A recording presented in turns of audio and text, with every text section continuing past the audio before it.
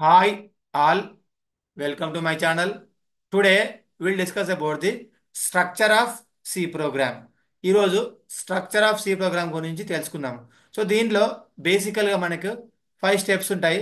So first one వచ్చేసి documentation section, second one వచ్చేసి link section, third one వచ్చేసి definition section, fourth one వచ్చేసి global declaration and fifth one వచ్చేసి void main. So మనకి బేసికల్గా దీనిలో 5 స్టెప్స్ ఉన్నాయి. First one documentation section. So మరి మనకి ఇక్కడ డాక్యుమెంటేషన్ సెక్షన్ అంటే ఏమిటి? సో ఇంపార్టెంట్ విషయం ఏంటంటే ఒక ప్రోగ్రామ్ రాసే ముందు ఆ ప్రోగ్రామ్ యొక్క పర్పస్ లేదా ఏదైనా ఒక ఫంక్షన్ రాసినప్పుడు వాటి గురించి తెలుసుకోవాలంటే మనము డాక్యుమెంటేషన్ సెక్షన్ వాడతామండి. ఓకేనా? So the purpose of documentation section is use to write the purpose of the program. ఒక ప్రోగ్రామ్ గురించి రాయాలంటే మనము డాక్యుమెంటేషన్ సెక్షన్ వాడతాము. దీనిలో 2 టైప్స్ ఆఫ్ కమాండ్ లైన్స్ ఉంటాయండి. సో ఫస్ట్ వన్ వచ్చేసి సింగిల్ లైన్, సెకండ్ వన్ వచ్చేసి multi line. So single line comment లైన్లో మనం ఈ విధంగా రాస్తాము, మల్టీ లైన్ కామెంట్ లైన్లో ఈ విధంగా రాస్తాము. So single line comment line అంటే దాని యొక్క లిమిటేషన్ ఒక లైన్ వరకే. మల్టీ లైన్ కామెంట్ లైన్ అంటే దాని యొక్క పరిమితి, దాని యొక్క లిమిట్ వచ్చేసి ఒక లైన్ కంటే ఎక్కువ. Suppose if you are writing letter say welcome print, మీరు వెల్కమ్ను ప్రింట్ చేయడానికి ప్రోగ్రామ్ రాస్తున్నారు. అప్పుడు సింగిల్ లైన్ కామెంట్ లైన్ రాయవచ్చు. సో ఎలా రాయవచ్చు? జస్ట్ డబుల్ స్లాష్ పెట్టండి, పెట్టేసి prints welcome message, welcome message. So ఇది వచ్చేసి మనకి documentation section. So when you see this comment line మీరు చూసినప్పుడు ఏం చెప్తారంటే ఈ ప్రోగ్రామ్ ఏం చేస్తుందంటే prints welcome message. So second line link section. So what is the purpose of link section? Link section is use to link the header files to functions. Header files నుంచి ఫంక్షన్స్కి link చేయడానికి header files to functions, header files to ఫంక్షన్స్ని link చేయడానికి మనము link section వాడతాం. So header files నుంచి ఫంక్షన్స్కి link చేయడానికి మనకు సి లాంగ్వేజ్లో చూస్తే ప్రింట్ఎఫ్ స్కాన్ఎఫ్ అనే 2 ఫంక్షన్స్ ఉంటాయండి. ఆ 2 functions hash include STDIO dot హెచ్కి హెడర్ ఫైల్లో ఉంటాయి. అంటే ప్రింట్ఎఫ్ స్కాన్ఎఫ్ మీరు రాసినప్పుడు ఈ లింక్ సెక్షన్లో కంపల్సరీగా హ్యాష్ ఇంక్లూడ్ ఎస్టీడిఐఓ హెచ్ రాయాలి. Third one definition section. So what is this definition section? It is used to define symbolic constants, used to define symbolic constants. So మనకి ఇక్కడ సింబాలిక్ కాన్స్టెంట్స్ అంటే ఏంటి? Symbolic constants. So symbolic constants అంటే ఆ constant యొక్క value అన్నది కాన్స్టెంట్గా ఉంటుంది. సపోజ్ మీకు తెలుసు the value of pi is 3.14. So మనం ఇక్కడ సింబాలిక్ కాన్స్టెంట్స్ వాడుతున్నాము డెఫినేషన్ సెక్షన్లో. సో మనం ఇది ఏ విధంగా డిక్లేర్ చేస్తామంటే ఇక్కడ హ్యాష్ డిఫైన్ పై 3.14.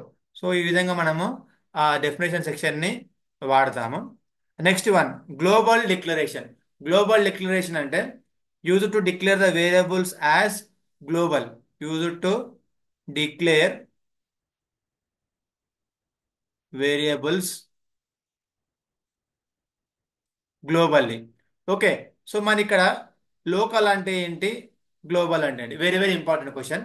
సో గ్లోబల్ డిక్లరేషన్ అంటే ఏమవుతుందంటే మనం ఒక వేరియబుల్ని outside the main declare చేసినప్పుడు దాన్ని మనము గ్లోబల్ అని అంటున్నాము. అదే inside the main or inside the brackets దాన్ని మనము లోకల్ డిక్లరేషన్ అని అంటున్నాము. సో ఇక్కడ గ్లోబల్ డిక్లరేషన్ అంటే ఏంటంటే it is use to declare the variables global. దాని యొక్క ఇంపార్టెన్స్ అనేది ప్రోగ్రామ్ మొత్తంలో మనము వాడుకోవచ్చు. Okay. So next one void main. So what the purpose of void main? Important విషయం ఏంటంటే how much program you can write. అంటే మీరు ప్రోగ్రాంలో ఒక 100 లైన్స్ రాయొచ్చు. But the importance of this void main is execution of the program will be started. Very, very important term. Please note down this one. Executed. So execution of the program will be started from void main. మీరు ఒక 100 lines code రాస్తారండి. ఆ కోడ్లో కూడా void main ఎక్కడ ఉంటుందో, main ఎక్కడ ఉంటుందో మనము ఎగ్జిక్యూషన్ ప్రోగ్రామ్ అనేది స్టార్ట్ అవుతుంది. ఒకవేళ కనుక మీరు ప్రోగ్రాంలో రిటర్న్ అని రాసినప్పుడు వాయిడ్ ప్లేస్లో ఇంటూ వస్తుందండి. వెరీ వెరీ ఇంపార్టెంట్ గుర్తుపెట్టుకోవాలి. సో ఇది వచ్చేసి మనకి void main. Next one function 1, function 2 and so on. So ఇలా మనకి ఫంక్షన్స్ ఇక్కడ మనము డిక్లేర్ చేస్తాం. So this is all about the structure of C program. So మనకి స్ట్రక్చర్ ఆఫ్ సి ప్రోగ్రాంలో డాక్యుమెంటేషన్ సెక్షన్ ఉంది, లింక్ సెక్షన్ ఉంది, డెఫినేషన్ సెక్షన్ ఉంది, గ్లోబల్ డిక్లరేషన్ ఉంది, అదేవిధంగా మెయిన్ కూడా ఉంటుంది. ఒక ఇంపార్టెంట్ విషయం ఏంటంటే ఒక ప్రోగ్రాంలో ఖచ్చితంగా ఒక మెయిన్ అనేది ఉండాలి. సో ఎన్ని మెయిన్ ఉండాలండి? ఒక మెయిన్ ఖచ్చితంగా ఉండాలి. ఒకటే మెయిన్ ఉండాలి, ఒకదానికంటే ఎక్కువ ఉండకూడదు. సో ఇక్కడ ఈ ప్రోగ్రాంలో నేను రాసిన స్టెప్స్ వచ్చేది ఒకసారి క్లియర్ రాసుకోండి. ఇవి చాలా ఇంపార్టెంట్. కంప్లీట్గా 5 స్టెప్స్ ఉంటాయి. Documentation section, link section, definition section, global declaration, void main, function 1, function 2. ఒక ఇంపార్టెంట్ విషయం ఏంటంటే మరి దీంట్లో కంపల్సరిగా అన్ని మెన్షన్ చేయాలా? కంపల్సరిగా అన్ని మెన్షన్ చేయాలా అంటే దాని మీనింగ్ ఏంటంటే కంపల్సరిగా మెన్షన్ చేయాల్సినవి ఒకటి link section. So link section తప్పనిసరిగా పెట్టాల్సి ఉంటుంది. అదేవిధంగా మనము వాయిడ్ మెయిన్ కూడా తప్పనిసరిగా రాయాల్సి ఉంటుంది. సో ఒకటి మెయిన్, అదేవిధంగా లింక్ సెక్షన్ అంటే ఏదైనా హెడర్ ఫైల్స్ రాసినప్పుడు ఫంక్షన్ రాసినప్పుడు లింక్ సెక్షన్ని వాడాల్సి ఉంటుంది. మరి మిగతా వాటి పరిస్థితి ఏంటి? డాక్యుమెంటేషన్ సెక్షన్ రాయకున్నా రాసిన ప్రోగ్రామ్ అనేది ఎగ్జిక్యూట్ అవుతుంది. దీన్ని మనం ఏమంటున్నామంటే ఆప్షన్ అని అంటున్నాం. డెఫినేషన్ సెక్షన్ కూడా ప్రోగ్రాంలో అవసరమైతేనే రాస్తాము. గ్లోబల్ డిక్లరేషన్ కూడా అవసరమైతేనే రాస్తాము. Okay, so this is all about the structure of C program. So documentation సెక్షన్లో కామెంట్ లైన్స్ రాస్తున్నాము. షార్ట్లో చెప్పాలంటే కామెంట్ లైన్స్లో డాక్యుమెంటేషన్ సెక్షన్లో రాస్తున్నాము. లింక్ సెక్షన్లో హెడర్ ఫైల్స్ టు ఫంక్షన్స్కి లింక్ చేస్తుంది. డెఫినేషన్ సెక్షన్ అనేది use to define symbolic constants. Global declaration it is use to declare the variables. Void main it is use to execute the program. So execution of the program starts from the main. So this is the structure of C program. ఒక చిన్న programme ద్వారా మీకు ఇంకా నేను clarity ఇచ్చే ప్రయత్నం చేస్తాను. So first one వచ్చేసి మనకి డాక్యుమెంటేషన్ సెక్షన్. ఒక చిన్న వెల్కమ్ మెసేజ్ ఎగ్జామ్ ప్రోగ్రామ్ రాస్తున్నానండి. సో ఒకసారి నేను ఇక్కడ చిన్న పక్క రాస్తున్నా. మనకు వచ్చిన దానిలో ఫస్ట్ వన్ వచ్చేసి డాక్యుమెంటేషన్ సెక్షన్, సెకండ్ వన్ వచ్చేసి లింక్ సెక్షన్, థర్డ్ వన్ వచ్చేసి డెఫినేషన్ సెక్షన్, ఫోర్త్ వన్ వచ్చేసి గ్లోబల్ డిక్లరేషన్, తర్వాత వచ్చేసి వాయిడ్ మెయిన్. సో దీంట్లో నేను ఇప్పుడు రాసే ప్రోగ్రామ్ వచ్చేసి ప్రింట్స్ ఏ వెల్కమ్ మెసేజ్. ఒక వెల్కమ్ మెసేజ్ని నేను ప్రింట్ చేయడానికి ప్రోగ్రాము రాస్తున్నానండి. సో డాక్యుమెంటేషన్ సెక్షన్లో మనం ఏం చేస్తాము? కామెంట్ లైన్స్ రాస్తాము. ఇలా కామెంట్ లైన్స్ రాసి చేయవచ్చు. Let's say prints A welcome message. So ఇది ఏం చేస్తుందంటే వెల్కమ్ మెసేజ్ని మనకి ప్రింట్ చేస్తుంది. So next one, welcome message print చేయాలంటే మనకు కావాల్సిన ఫంక్షన్ వచ్చేసి print F. So welcome message print చేయాలంటే మనకు కావాల్సిన ఫంక్షన్ వచ్చేసి ప్రింట్ ఎఫ్. అంటే ఈ ప్రోగ్రాంలో మనం ఖచ్చితంగా ప్రింట్ ఎఫ్ రాయాలి. సో డాక్యుమెంటేషన్ సెక్షన్ అయిపోయింది. మరి లింక్ సెక్షన్లో ప్రింట్ ఎఫ్ సంబంధించిన హెడర్ ఫైల్ ఏంటంటే hash include stdio.h. Okay, so ఈ విధంగా మనం ప్రోగ్రామ్ రాస్తాము. Hash include stdio.h standard input output header file. Input అంటేనేమో స్కాన్ఎఫ్, అవుట్పుట్ అంటేనేమో header file. Next one definition section. నాకు ఈ ప్రోగ్రాంలో డెఫినేషన్ సెక్షన్ అవసరం లేదు, ఎందుకంటే నేను జస్ట్ వెల్కమ్ మెసేజ్ మాత్రమే ప్రింట్ చేస్తున్నా. సో అయిపోయింది. నెక్స్ట్ ఇది నేను క్రాస్ మార్క్ చేస్తున్నా, నాకు ఇది అవసరం లేదు. నెక్స్ట్ వన్ గ్లోబల్ డిక్లరేషన్ కూడా అవసరం లేదు, ఎందుకంటే నేను జస్ట్ వెల్కమ్ మెసేజ్ మాత్రమే ప్రింట్ చేస్తున్నా. వాయిడ్ మెయిన్ తర్వాత printf printf welcome welcome. So ఈ విధంగా మనము సి ప్రోగ్రాము రాయవచ్చు. అదేవిధంగా సి ప్రోగ్రాంలో గెట్ సిహెచ్ అనే ఒక ఫంక్షన్ వస్తుందండి. Getting a character from the keyboard that will not be displayed on the screen. So ఇది మనకు వచ్చేసి సి యొక్క బేసిక్ ప్రోగ్రామ్. సో ఇది వచ్చేసి మనకి programme number 1.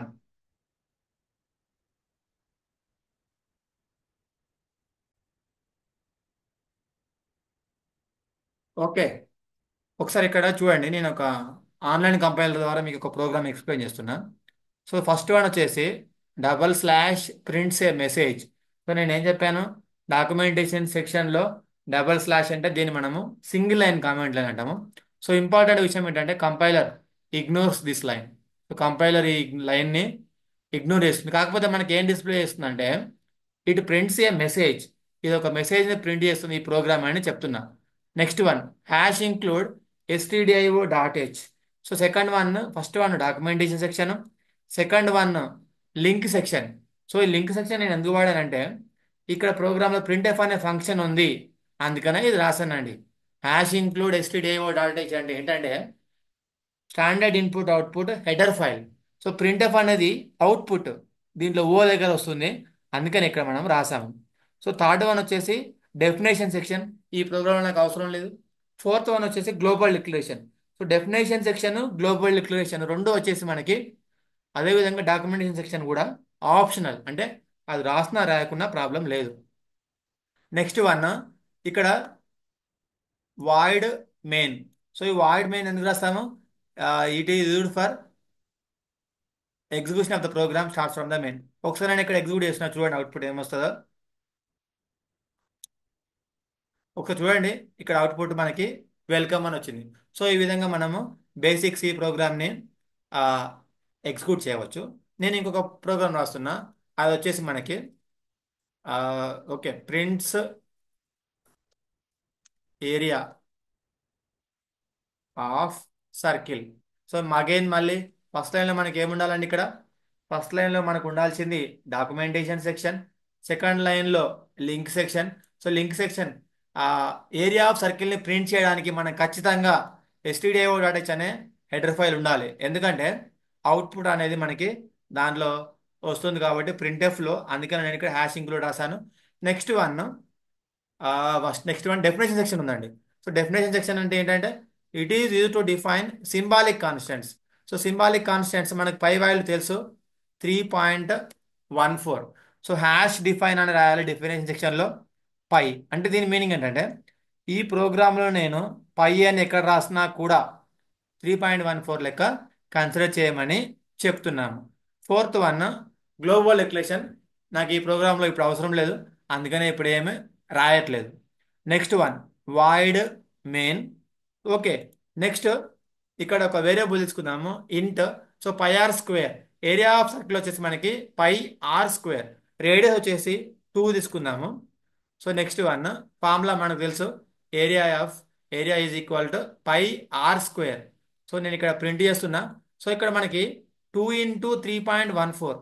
So 2 × πr², 3.14 × 2 × 2. So మనకు ఒక వాల్యూ వస్తుంది, ఆ వాల్యూ వచ్చేసి మనకి ఫ్లోట్లో ఉంటుంది, అందుకనే నేను ఇక్కడ దీన్ని ఫ్లోట్లో అంటే %f లో తీసుకుంటున్నా.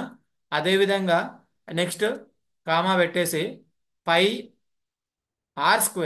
π × r ఒకసారి చూద్దాం, ప్రోగ్రామ్ రన్ చేద్దాము.